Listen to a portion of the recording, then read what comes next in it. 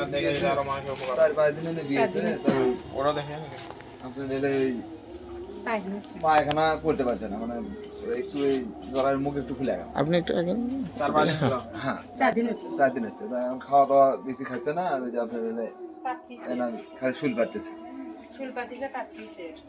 পায়খানা ক্লিয়ার রাখতে ওটাই প্রশ্ন সরে দেন খালি শুল পাতি যে শুল 4-5 দিন ধরে সমস্যা খুলে না খুলে মানে সকাল থেকে এরকম সকাল থেকে এই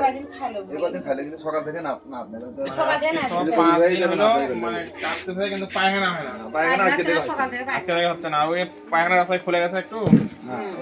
ধরেন দেখি ইলেকশন বিয়েছে তো বিয়েছে কতদিন হলো 4 দিন হচ্ছে 4 দিন বাচ্চাকে নরমাল ডেলিভারি হয়েছিল না হ্যাঁ হ্যাঁ নরমাল ফুল পড়ছে ফুল পড়ছে বাচ্চা নরমাল হয়েছে ফুলও পড়ছে সব একটু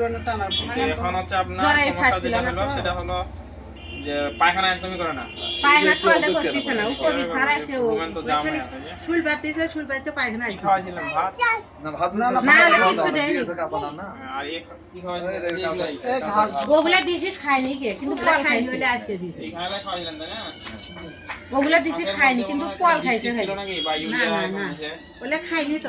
আজকে জানি আজকে আসলে খাইনি খাইনি খাচ্ছে না মানে ওগুলা জ্বর বাতে আর খায়নি কে তখন কি পায়খানা ছিল পায়খানা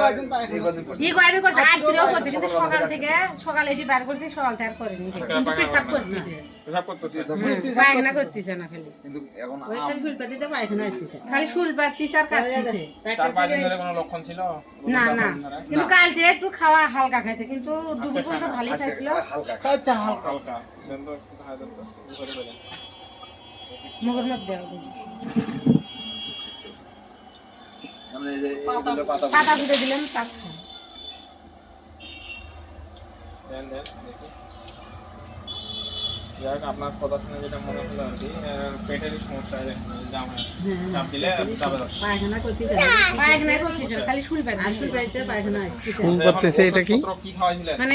কিছু খাই না পুঁতে কিন্তু পায়খানা হচ্ছে না। আর উনি আজ পায়খানা এই কবির ভাই ওগুলো ঠিক আছে আমরা এখন এটা সঠিকভাবে ডায়াগনোসিস করে সেই অনুযায়ী চিকিৎসা দেবো ইনশাআল্লাহ